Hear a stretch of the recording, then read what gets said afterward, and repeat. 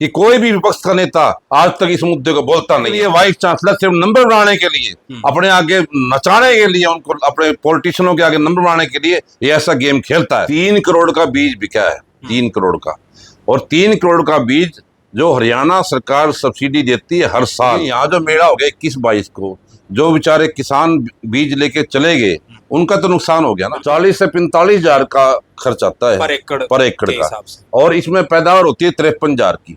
पूरी 6 महीने की मेहनत में 1 एकड़ में किसान को बचता है 8,000। दोस्तों नमस्कार, मैं हूं सुरेंद्र नैन और मेरे साथ इस वक्त मौजूद हैं डॉक्टर रमेश पुनिया जी। जाना माना चेहरा है, पॉलिटिकल एक्सपर्ट हैं और समय समय पर जनहित से जुड़े जो मुद्दे हैं वो पुनिया साहब हमारे प्लेटफॉर्म के माध्यम से उठाते रहते हैं।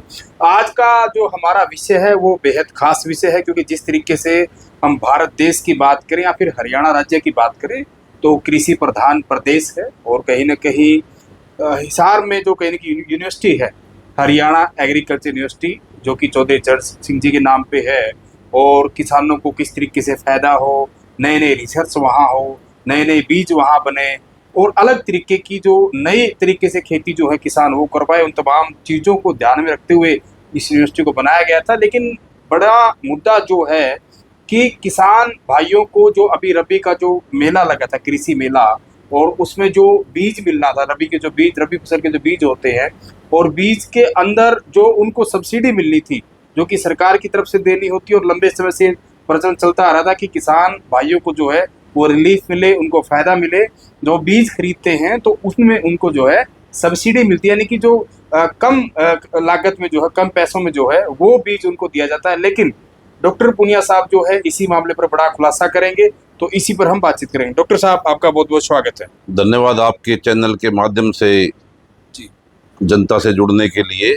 और आज हम जो यहाँ इकट्ठे हुए बैठे हैं दोनों, तो हमारा जो मेन मुद्दा है वो किसान का जो दिन बर दिन जो आय का साधन है वो कम होना जी, और उसका कम होने का कारण हमारे ब्यूरोक्रेट भी हैं, उसमें ये चमचे भी हैं सरकार के, क्योंकि नेताओं को तो समझ होते ही नहीं, उनको तो खेती बाड़ी से कोई मतलब नहीं, उनके तो अपने आय के साधन है जी, हर सिस्टम उनका मैच फिक्स है। किसी की पेंशन है, किसी के धंधे हैं, किसी के बिजनेस, कोई कुछ है, कोई कुछ है। तो लेकिन किसान का तो एक ही आय का साधन होता है, उसी से उसने अपने घर का खर्च चलाना है, सारा खर्च उसी से उसने अपने बच्चे पढ़ाने हैं, उसी से उसने अपने बच्चों की शादियां करनी है, उसी खेती से उसने अपने पशु भी पालने हैं, और पशु के आगे डेयरी का काम भी करना पूरा है। परिवार खेती पे पूरा निर्भर है। परिवार खेती निर्भर है, उसका कोई आय का साधन नहीं होता। और ये भी अभी हाल ही में स्टडी हुई थी, एक साइंटिस्ट ने स्टडी की थी भी, 2.7 एकड़ वाले एक किसान को हर साल 1,31,000 का नुकसान उठाना पड़ता है। आज किसान अपनी जमीनें बेच रहा है, सरकार बड़े बड़े दावे करती है भाई हम रोड बना रहे हैं, रोड बना के लोगों की जमीनें ली जा रही हैं। उन जमीनें ले जाने का कारण क्या? अब शहर के अंदर रोड सारे टूटे पड़े हैं जी, शहर के अंदर आप कहीं चले जाओ, रोडों का बुरा हाल है, और जो कनेक्टिविटी है उसका हालात क्या है वो आप देख लो। बिल्कुल। एक छोटा छोटा रोड भी हालात ये है, शहर में सीवरेज व्यवस्था नहीं है, शहर में पानी की व्यवस्था नहीं है, सारा शहर है, लेकिन आउटर में बोला रिंग रोड बनाएंगे। क्यों रिंग रोड क्यों बनाएंगे? ये राजनीतिक आदमी क्या करते हैं, 200 किले खरीद लेते हैं पहले, 200 किले खरीद लिए 20-20 लाख में, सरकार उनको लेगी 2-2 करोड़ में एक्वायर करेगी, बनेंगे ना माला माल। प्रॉपर्टी का खेल, प्रॉपर्टी का खेल है। अब आज के जितने भी राजनीतिक आदमी सब डीलर हैं, वो उनका काम डीलरी करना है, क्योंकि अब वो दादा गौतम वाली बात है, ना तो ट्रांसफर हाथ में रही, ना किसी को नौकरी लगाना हाथ में रहा, बोला कोई पूछ दे को नहीं। एमएलए ने बेचारे कुछ तो करेंगे, डीलरी करेंगे, डीलरी करने लग गई एमएलए। यानी कि लोगों की समस्याओं से कोई लेना देना नहीं, अपनी जेब गर्म होनी चाहिए, इस तरीके से ये नई नई चीजें बनाई जा रही है। अच्छा, एचएयू के लेकर जो आप खुलासा करने वाले हैं, वो खुलासा मैं ये करने वाला हूँ, जो ये वाइस चांसलर है कुलपति कंबोज, इसका क्या मकसद है? इसको तो सिर्फ जो है ना एक ही चीज की ललक रहती है, पहले एक्सटेंशन कैसे ली जाए। इसके लिए इसने क्या किया, आप देखा होगा, यूनिवर्सिटी में घुसेंगे जी, एक टूरिज्म सेंटर बनाया इसने, और करोड़ों रुपए उस पर लगा दिए। टूरिज्म सेंटर में पहले तो इसने चीफ सेक्रेटरी को बुलाया उद्घाटन करने के लिए, फिर मुख्यमंत्री को बनाया, ढोल नगाड़ों के साथ स्वागत किया, वो टूरिज्म सेंटर का क्या हालात है देखो, कब खुल गया वो टूरिज्म सेंटर, आज तक उसमें कुछ नहीं हुआ। ये कहता था मैं यहाँ इतना बड़ा वो लगाऊंगा भी लोग देखने आएंगे, इन बातों को इसने जनवरी में इसको अपॉइंटमेंट मिली थी मेरे ख्याल में, इसको एक्सटेंशन मिली थी, और आज 9 महीने हो गए, अभी तक तो इसने कुछ किया नहीं। इसने मुख्यमंत्री जी को बुलाया, चीफ सेक्रेटरी को बुलाया, एक्सटेंशन तो ले गया। ये क्या करता है, कोई भी चीज फीता कटवाना हो तो नए नए प्रोजेक्ट शुरू कर देगा। एक यहाँ ऑर्गेनिक प्लांट लगाया, आपने देखा हो, सोलर प्लेट लगी हुई है बिल्कुल हर्षक के आगे, दीनदयाल के कोने पे, हाँ दीनदयाल के नाम से। अब उसमें इसने करोड़ों रुपया एक पार्टी को पेमेंट कर दी। वो देहरादून का जो था ना, वो बिजनेसमैन था, कॉन्ट्रैक्टर था, वो पैसे लेके पार गया, और यहाँ लगाया सिर्फ उसने 50 लाख रुपए। ऐसे घपले बुला के उद्घाटन कर देगा, बड़े बड़े पत्थर लगा देगा। ऐसी एक बायोगैस प्लांट है, उसमें भी इसने बहुत बड़ा पत्थर लगा रखा है। अब ये जो कृषि मेला हुआ, उस कृषि मेला में इसने पहले डेट रखी 17-18 तारीख की। फिर इसने कहा भी हिसार जिले में 65 गांव पानी से डूबे हुए हैं। तो पानी से डूबने का मतलब ये है कि किसान बीज लेने नहीं आ सकते, वो व्यस्त थे पानी निकालने में। अरे भले आदमी, फिर तूने 21-22 का मेला क्यों कर दिया? और 21-22 का मेला कर दिया क्यों किया? 21-22 को मुख्यमंत्री जी यहाँ एयर शो की वजह से आ रहे थे, इसने आनंद फानन में 21-22 का मेला कर दिया। उससे क्या हुआ, ये देखो, अब ये सबसे बड़ा घोटाला है जी। वहाँ उस मेले के अंदर जो मेन मकसद होता है मेले का, वो ये होता है कि किसान नई चीज वहाँ देखे, कुछ उनसे सीखे, नई वैरायटी उनको मिले, और बीज लेके जाता है अपना। 3 करोड़ का बीज बिका है, 3 करोड़ का, और 3 करोड़ का बीज जो हरियाणा सरकार सब्सिडी देती है हर साल। जैसे सरसों का बीज था, पिछले साल बिका 480 रुपए का 3 किलो। अब की बार वही बीज इस मुख्यमंत्री ने दिया 750 रुपए का दिया है। अब आप हिसाब लगाओ, एक कट्टे में ही लगभग 230 रुपए का फर्क पड़ गया, शायद 230 का। और अब उसमें लगाओ, अब जैसे ये इसका गेहूं का बीज था, ये बिका 1750 रुपए।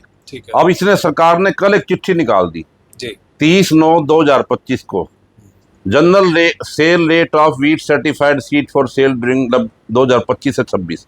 ये एडिशनल डायरेक्टर के साइन है, बकायदा 30 तारीख को चिट्ठी जारी हुई, लेटर है। हाँ, और ये सभी देखो, सभी कंपनियों को दिया गया है, एफएड को, हाँ सबको भेजा जाता है। जो बीज के विक्रय केंद्र है सबको दिया जाता है। भाई एक सब्सिडी मिली है 1075 रुपए, ठीक है, ये साफ दिखाई दे रहा है आपको। लेकिन यहाँ जो मेला हो गया 21-22 को, जो बेचारे किसान बीज लेके चले गए, उनका तो नुकसान हो गया ना, बिल्कुल हो गया। लेकिन इस बात की भरपाई कौन करेगा? मुख्यमंत्री जी, आपको मैं संज्ञान में लाना चाहता हूँ, ये जो आदमी है कुलपति कंबोज, ये आपको यूज करता है सिर्फ फीते कटवाने के लिए। अब ये 21-22 का मेला यदि बाद में लगता, ये इस सब्सिडी का लेटर आने के बाद लगता, तो किसानों को फायदा होता कि नहीं होता? अब मेरे पास एक डाटा है, देखो, ये रबी का डाटा है। गेहूं के ऊपर कॉस्ट आती है 40 से 45 हजार रुपए। इसी यूनिवर्सिटी की डाटा है ये, इसी यूनिवर्सिटी चौधरी चरण सिंह हरियाणा कृषि विश्वविद्यालय का डाटा है, जो साइंटिस्टों ने तैयार किया। 40 से 45 हजार का खर्च आता है पर एकड़ का, और इसमें पैदावार होती है 53 हजार की।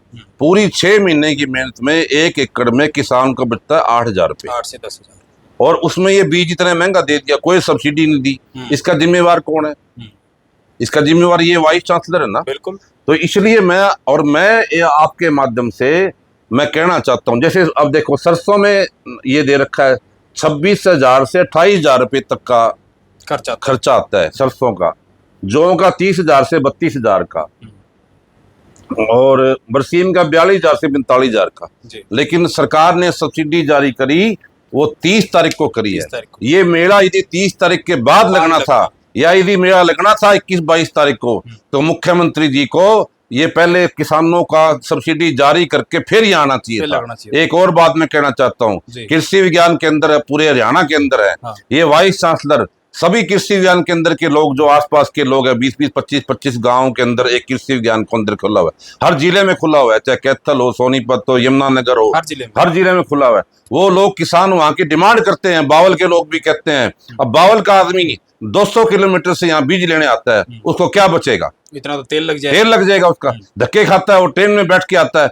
वो इस वाइस चांसलर को 10 बार मेमोरेंडम दिया जा चुका है भी आप बीज कृषि विज्ञान केंद्र पे दिया जाए, वही उपलब्ध कराया जाए, वही उपलब्ध कराया जाए। लेकिन ये वाइस चांसलर सिर्फ नंबर बनाने के लिए, अपने आगे नचाने के लिए, उनको अपने पॉलिटिशियनों के आगे नंबर बनाने के लिए ये ऐसा गेम खेलता है। इसके खिलाफ सख्त से सख्त सरकार को एक्शन लेना चाहिए, और एक्शन लेना चाहिए इन अधिकारियों के ऊपर जो ये सब्सिडी जारी करते हैं इतनी लेट।